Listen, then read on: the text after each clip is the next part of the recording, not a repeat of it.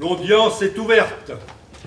Greffier, assurez-vous que les portes soient bien fermées, puisqu'il s'agit d'un procès à huis clos. Il faut qu'une porte soit ouverte ou fermée. Shakespeare! Oui. Bon, je vous en prie tout de même. Nous jugeons un assassin. Une chose est sûre, l'Association pour le patrimoine de Mousillon, Raconte-moi Mousillon, aura obtenu un succès lors de la projection de la pièce Landru ou la femme au foyer. Salle comble, plus de 220 spectateurs pour refaire le procès de Landru. Excellence de l'interprétation pour les 12 comédiens en quête d'applaudissements, nombreux et mérités.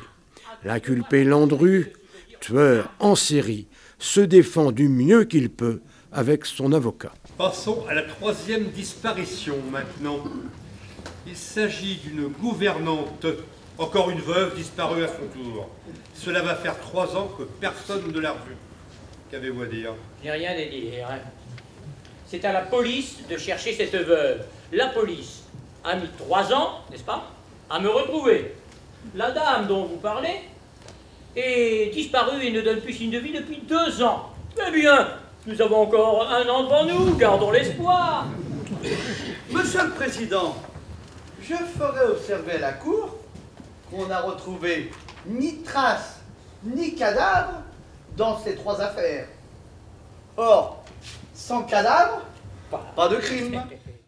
Le défilé des témoins vaut le détour, comme celui-ci qui chante.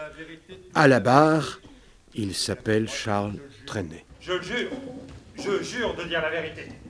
Lorsque tu leur disais, venez ma douce amie, allons vite à Gambet, j'ai une petite villa, rien que monter et descendre, et la selle montait et descendait ensemble, et la selle montait et descendait ensemble. Landru, Landru, de quelle boîte chauffes-tu?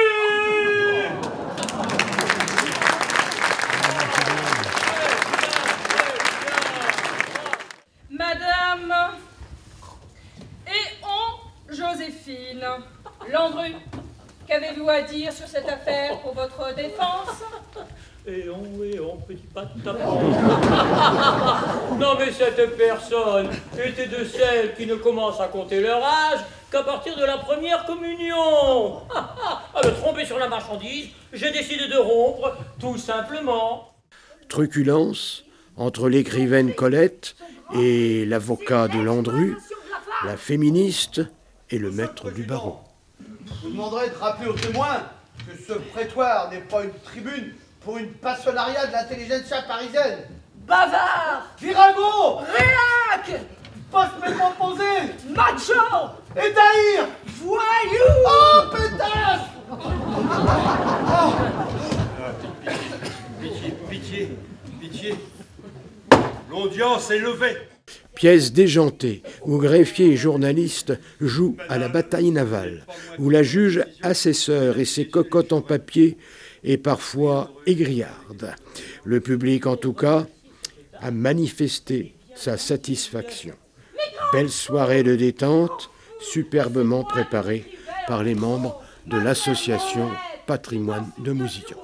Je t'écrivais à toi pour toujours exclusivement jusqu'au fourneau. Nous y voilà.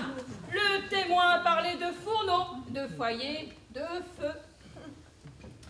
Il s'agit d'une flamme intérieure, vous ne sauriez comprendre. Je me laisse emporter par une flamme qui me dévore. Dérision, qualité du jeu, des comédiens, pour un spectacle qui ne se prend jamais au sérieux, mais qui a répété avec sérieux pour la satisfaction des spectateurs. À l'année prochaine. J'ajoute qu'il n'y a pas d'affaire Landru. J'ajoute qu'il n'y a ici qu'un procès de faits divers qui vise à faire oublier aux citoyens de ce pays les choses graves qui s'y passent. faire oublier les grèves en cours, les ouvriers et les employés dans la rue, les magouilles du traité de Versailles, les combines du gouvernement. Oh, c'est une technique bien connue. On met le projecteur sur un événement pour en faire oublier un autre.